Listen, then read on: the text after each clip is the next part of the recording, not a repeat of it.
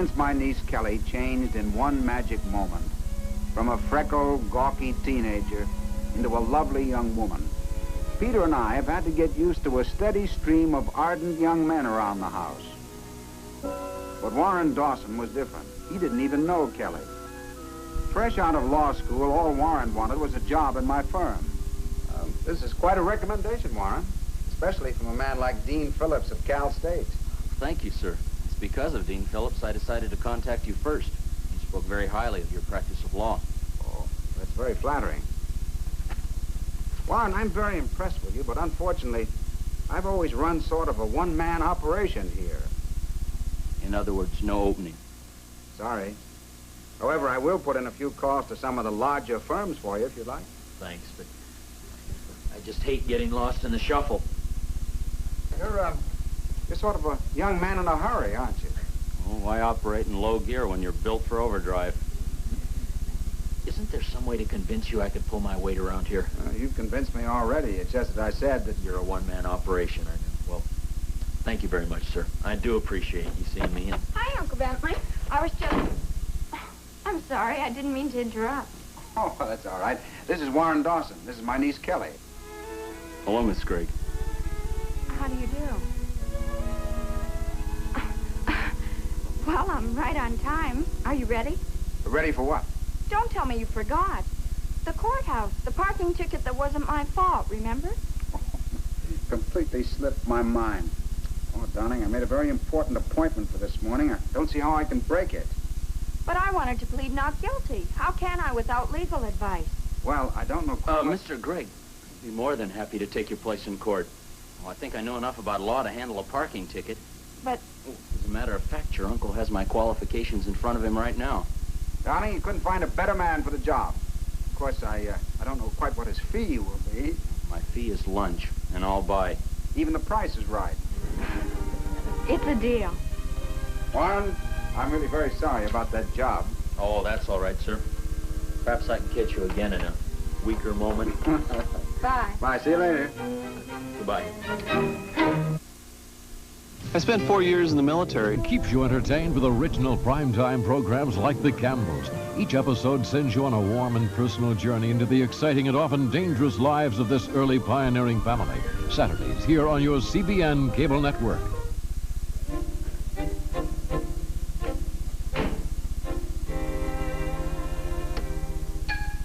Peter! You not have to tiptoe in like burglar, Mr. Gregg. You not wake anybody up. I the only one here. You mean that Kelly isn't in yet? Little sparrow go out with legal eagle and turn into night owl. Not Warren Dawson again. She's been out with him every other night this past month. 1 month and 3 days. What's he trying to do? Turn that parking ticket into an appeal to the Supreme Court?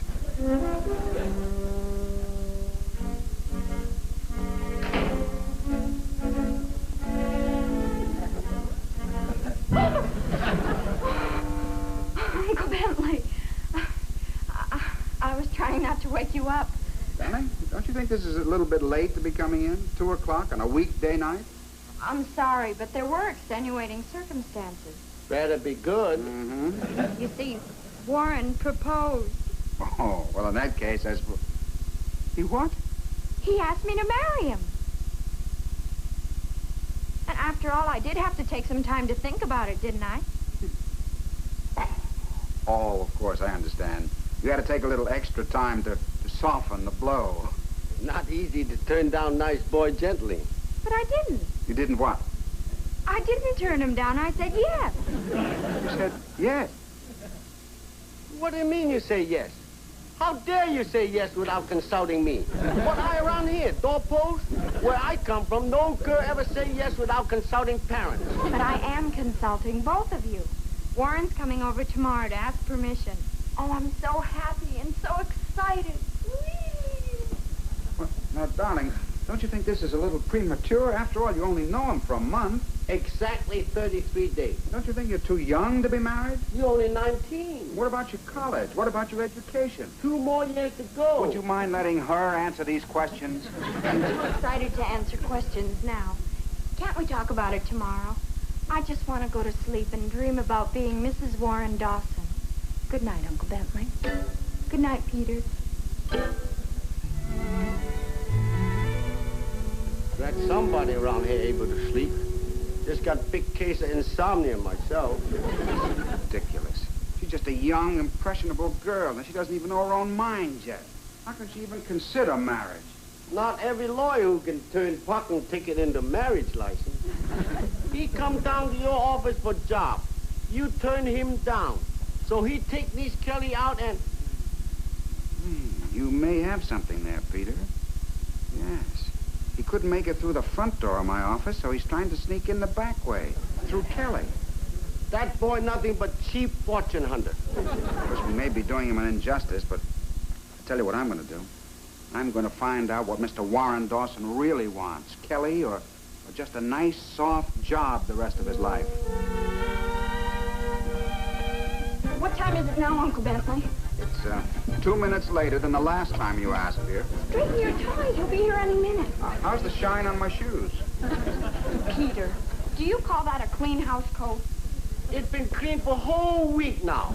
First time you complain. And one of the buttons doesn't match. Could you change it, please? Who on trial here anyway? Him or me? Oh, Peter, remember, he doesn't like almond cookies and Chinese tea. And Uncle Bentley, please, don't tell any law jokes. He's probably heard them all anyway. All right, dear, all right. Anything to make a good impression. He's here. He's here.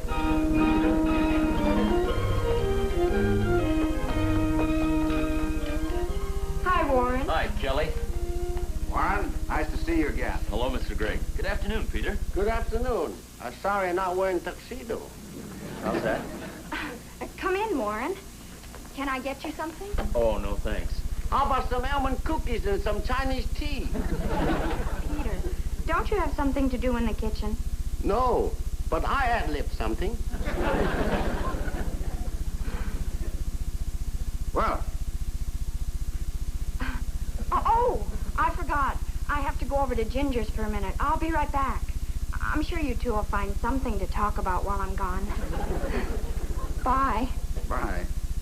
Sit down, won't you, Warren? Oh, thank you, sir. How have you been? Fine, sir. Just fine, thank you. Good, good. Warren, let's come right to the point. No sense in making any small talk when we both know why you're here. You want my permission to marry Kelly, don't you? And you want my blessings as well, correct? I guess that's what it boils down to, sir. Thanks for making it so easy for me to say. I'm a very practical man. Before I give you my answer, I'd like to make a proposal of my own. Yes, sir. Since we first met in my office, I've added 3 or 4 very important clients. And frankly, the work is getting a little too much for me. Now, if you were still available, I might consider changing my firm to a 2-man operation. You mean you're offering me a job? If you'd like it. Oh, sir, I don't know what to say. You can start Monday morning at 8:30 sharp. It's just great, sir. Now about Kelly. Yes. Yes, well, I was thinking about that. Warren, what I'd like to see you do is to pitch in. Get yourself established in the law profession first. And then, in 5 or 6 months, we can discuss the question of marrying Kelly. Now, what would you say about that? I guess we might have been rushing things a bit, sir. Kelly'll just have to understand. My career has to come first. Mm-hmm. Smart boy. Congratulations. As I said before, sir, just don't know what to say. Well, don't say it to me. Say it to Kelly. She's over next door at Ginger's house. Yes, sir, I will. Right away.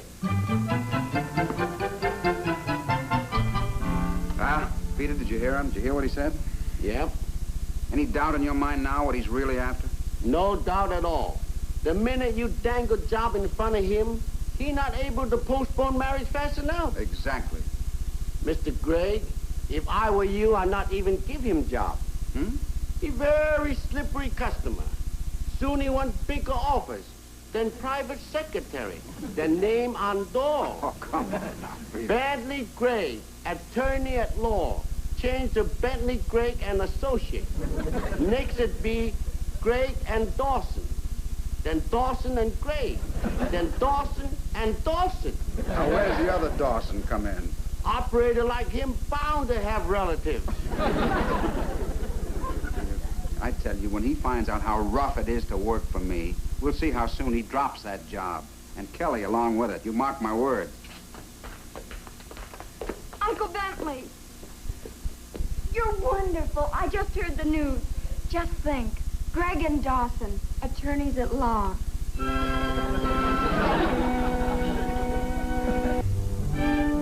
How are you doing with Operation Fortune Hunter? Fine.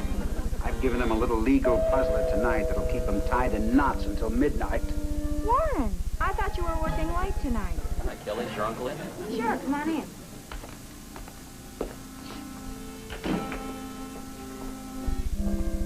What happened, Warren? I thought you were working on the Thorndike case. Yes, sir. All finished. You finished? Well, I mean, sir, after I started reading, I got the impression it was all a waste of time. Well, it didn't make sense to go on fighting a case that so obviously should be settled out of court. Don't you think that's a decision to be made by the senior member of the firm? Yes, sir. As a matter of fact, that's exactly the way I felt. So I checked the files. You settled out of court 2 weeks ago. It must have slipped your mind, sir. Yes, yes, it must have. Lucky thing you had Warren to double-check you, wasn't it? Come on, Warren, we can still make the party. That is, if you'll lend us your car again. Oh, sure. Thanks, Uncle Bentley. Thank you. Good night. Night now. Next time you tie that boy up in knots, better use handcuffs. He's very slippery customer.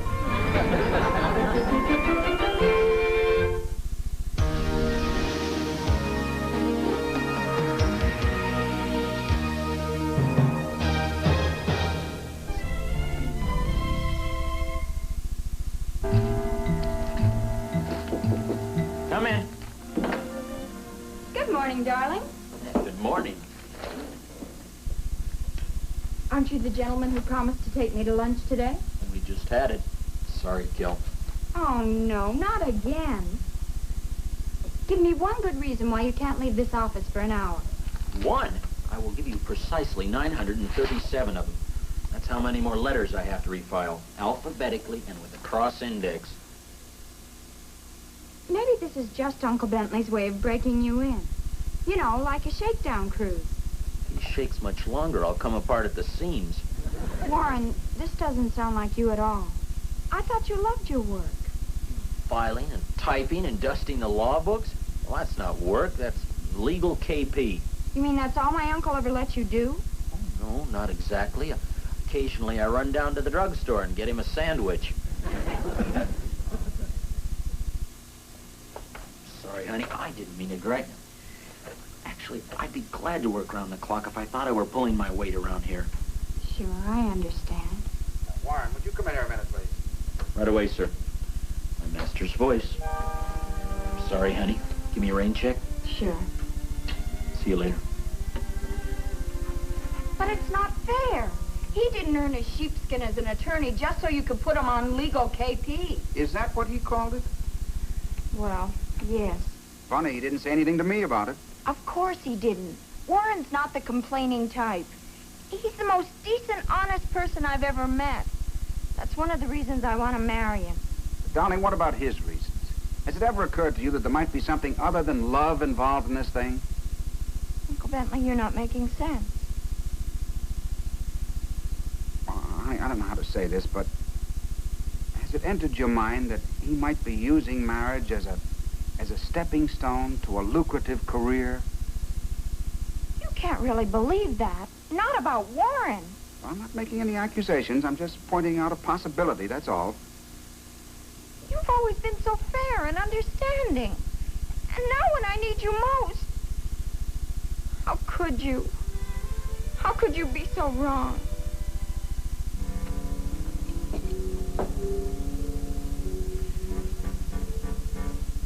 Main event getting tougher? I don't know, Peter. Just possible that we've been misjudging that boy. Maybe you're right, Mr. Gregg. Perhaps I ought to try a different tack. What do you think? Well, at least you stop feeling like Simon Legree, and I stop feeling like Fu Manchu. Mr. Kendricks, about your deposition, I'd like to turn you over to my associate, a very thorough and conscientious young man. Yes, Mr. Gregg? Oh, Warren, I'd like you to take this deposition, and And then I'd like you to handle Mr. Kendrick's case. Well, Warren Dawson. Mr. Kendricks. You two know each other? Since he was this high. Matter of fact, I had dinner with Warren and his father 6 weeks ago, the day he passed his bar exam. You should have seen him that night. The ink was still dripping from his diploma, and already he was making plans for his next move. Mr. Kendricks, I'm sure Mr. Gregg isn't interested in all that. No, on the contrary. I'd love to hear all about it. Well, of course he would. Every man likes a little flattery once in a while. Do you know that he made a pledge that night to be working for you, the Bentley Gregg, inside of a month? Amazing. And now to realize that he has actually pulled it off. Yes, you really have to hand it to him, don't you? Let's see now, Warren. You're helping me prepare that rebuttal on the Holberg case right now, aren't you? Yes, sir. I'm typing 10 copies. Of course, if you have something else for me to do. Yes, type 20 copies. I wouldn't want to run short while I'm taking Mr. Kendrick's deposition. Yes, sir. Mr. Kendricks?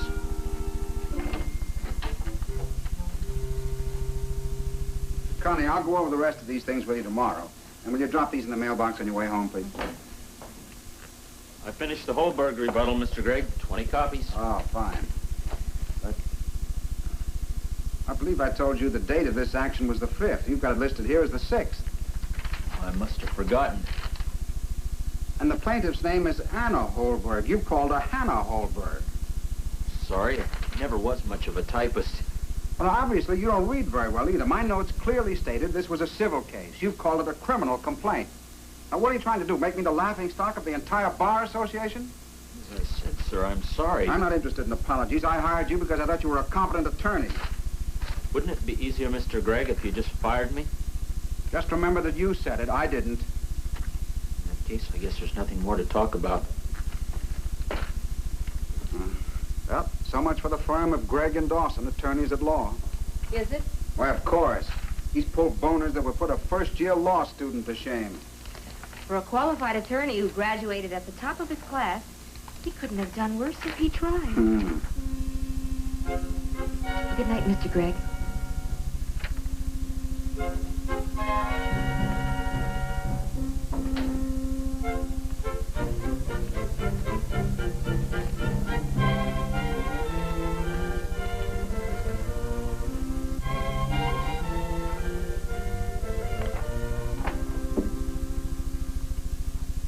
Warren, in the early 1930s, Judge Cardozo handed down a civil decision in regard to privity of contract. Did you ever hear of that?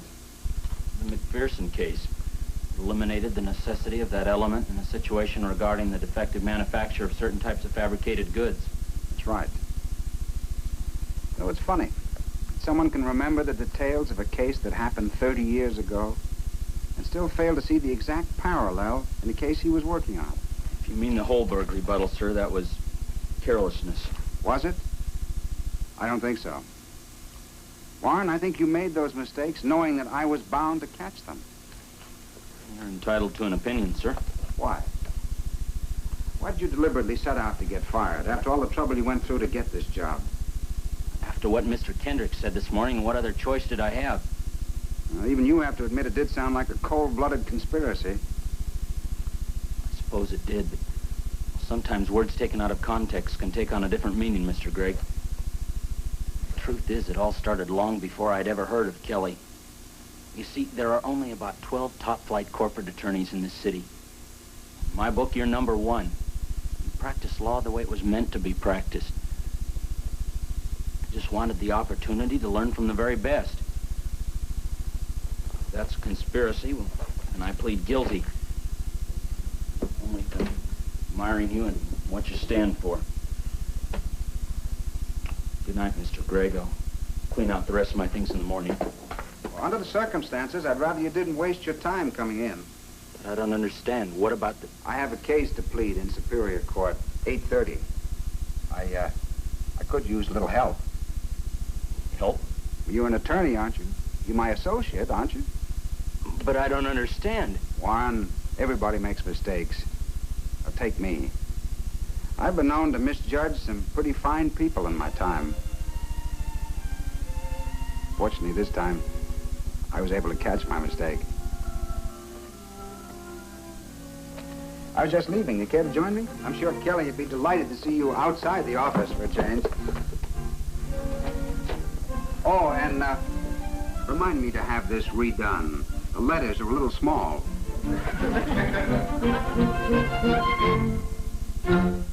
800-453-3220. The Rolls-Royce Silver Ghost, a most incredible model of the world's most incredible car.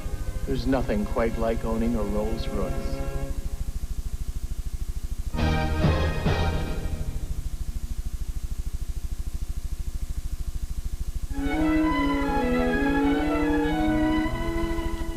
Uncle Bentley, would you excuse us? I mean, we'd love to spend the evening here with you. Of course, darling. Run along. Here, better take the keys to my car. It's a little more romantic than the bus. Thanks, Mr. Gregg. See you in the morning? Right, 8:30 sharp, Superior Court. Oh, I'll be there. Good night. Night. Good night. You know something, Peter? I like that boy. I think Kelly's a very lucky girl. He pretty lucky, too. Where else you get packaged to you like this? Pretty wife, rich father, and Chinese mother-in-law?